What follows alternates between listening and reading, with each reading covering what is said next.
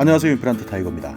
2차 긴급재난지원금을 받을 수 있는 수혜 대상자가 3,300만 명가량이 된다, 이렇게 추산하고 있습니다. 이렇게 2차 긴급재난지원금을 받을 수 있는 대상자를 선정하는 과정에서 최근 많은 논란이 가중되고 있는데요. 어떤 사람에게는 주고 어떤 사람에게는 주지 않고 그 선이 명확하지 않기 때문입니다. 그래서 오늘은 지금 현재까지 정부에서 밝히고 있는 받을 수 있는 대상자, 그리고 받지 못하는 사람 어떻게 구분되고 있는지, 그리고 왜 논란이 불거지고 있는지 알아보려고 하는데요. 오늘 이 영상 궁금하시면 계속 봐주세요.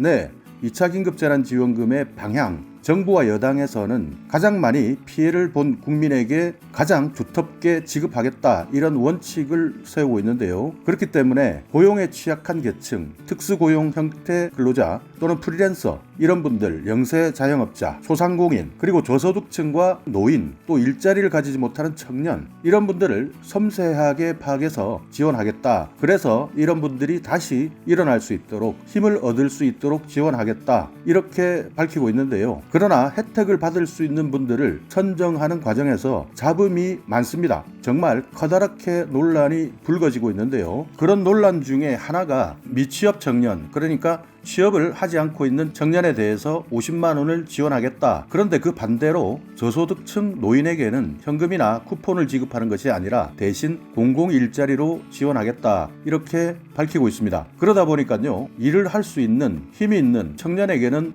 돈을 주고 몸이 편찮으신 어른들에게는 일을 시킨다, 이런 논란이 불거질 수밖에 없는 것이죠. 그러니까 현재 정부에서 지원해주는 청년 취업과 관련된 지원금이 있습니다. 이 지원금을 받을 수 있는 대상은 만 18세부터 34세 이하의 청년들에게 6개월 동안 매월 50만 원씩 300만 원을 지원하고 있는 기존 프로그램이 있는데요. 여기에는 가구별 중위소득을 환산해서 대상이 될 수 있는 청년들에게만 지원을 했었는데요. 이번 긴급재난지원금을 편성하는 과정에서 현재 이 지원금을 받고 있는 청년들도 중복해서 받을 수 있도록 혜택을 주기로 했습니다. 그러니까 다른 지원금에서는 중복수급이다 라면 혜택을 받지 못하는데요. 청년들에게는 이번에 50만 원을 더 받을 수 있도록 했다. 그러니까 청년들에게는 더 주고 노인들에게는 일을 시키는 것 아니냐, 이런 불만이 폭증하고 있습니다. 그렇기 때문에 이 내용이 정부 안으로 확정이 된다 하더라도 국회에서 논의하는 과정에서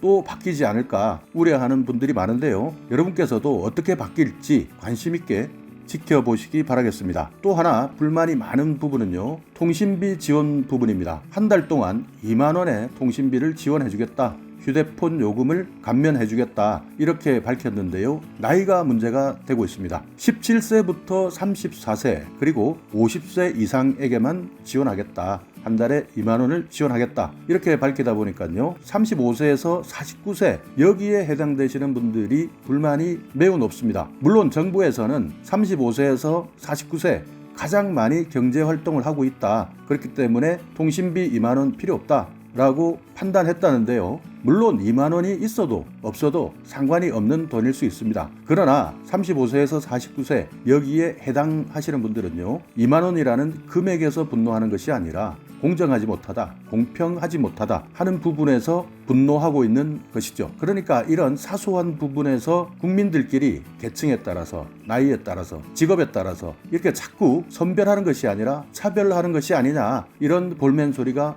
나오는 것이죠.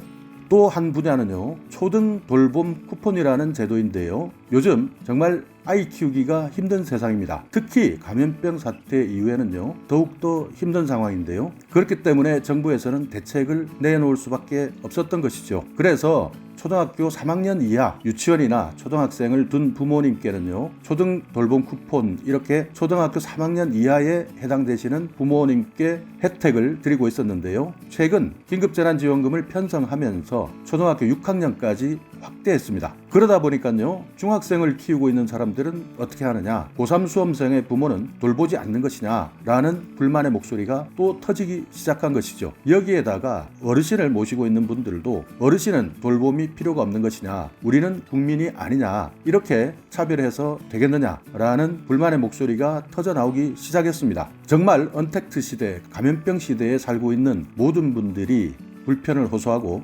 생활하는데 어렵다는 것 모두가 같이 느끼고 있는데요. 초등학생을 둔 부모들만 이렇게 혜택을 받아서 되겠느냐, 돌봄 여기에 대한 개념이 초등학생만 해당이 되느냐, 이런 부분에 대해서도 불만의 목소리 계속 터져나오고 있습니다. 물론 아직까지 긴급재난지원금 추가 경정 예산안이 확정된 것은 아닙니다. 국회의 논의 과정도 있고요. 정부에서도 오늘 내일 결정을 한다고 하지만요, 이런 부분에 대해서는 국민의 목소리에 귀를 기울여야 할 것 같습니다.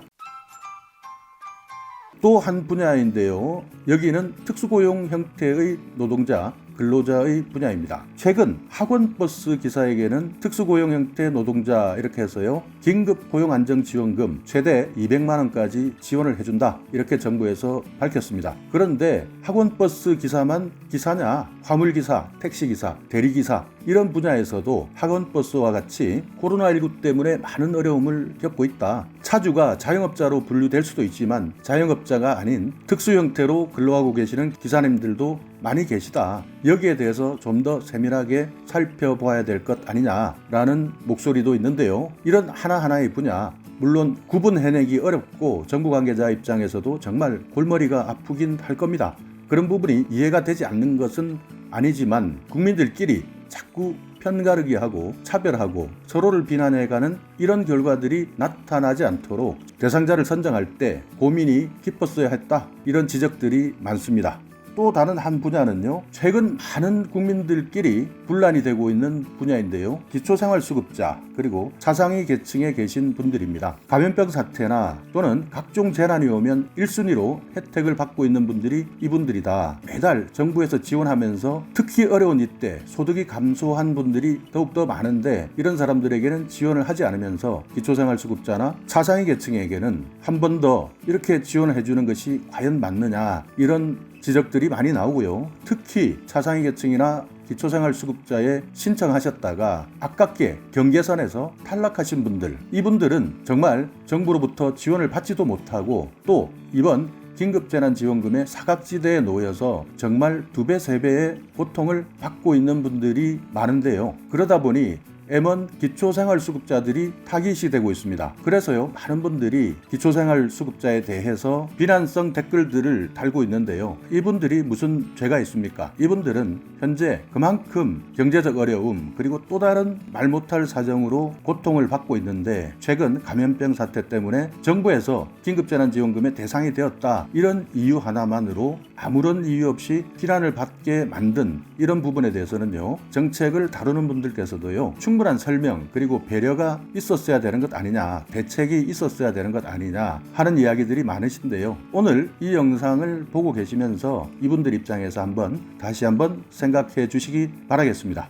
또 하나는 정부에서 두텁게 지급하겠다라고 했던 고용 취약계층, 그러니까 특수고용 형태 근로자나 프리랜서, 이런 분들에게 긴급 고용안정지원금을 최대 200만 원까지 지원하겠다, 이렇게 밝혔는데요. 이런 분들이 아닌 아예 취업, 고용, 문조차 두드려보지 못하는 그야말로 고용 불가촉 계층들도 있습니다. 50대, 60대 이런 분들은요, 최근 감염병 사태가 아니라 하더라도 1년, 2년, 3년 이렇게 아예 구직을 할 수도 없고 취직을 할 수도 없는 상황에 놓이신 분들도 많습니다. 그런데요, 이런 분들을 대부분 정부의 통계를 잡을 때 구직 단념자, 취업 포기자 이런 식으로 통계를 잡다 보니까요, 실업률이 50대, 60대에서는 상당히 높지만 통계에서는 실업률이 낮은 것으로 나오는 것이죠. 그렇기 때문에 고용 취약계층에 대해서만 지원할 것이 아니라 아예 취업을 꿈꾸지 못하는 분들도 섬세하게 자세하게 살펴서 이번 긴급재난지원금에서 포함시켜야 하는 것 아니냐, 이런 지적도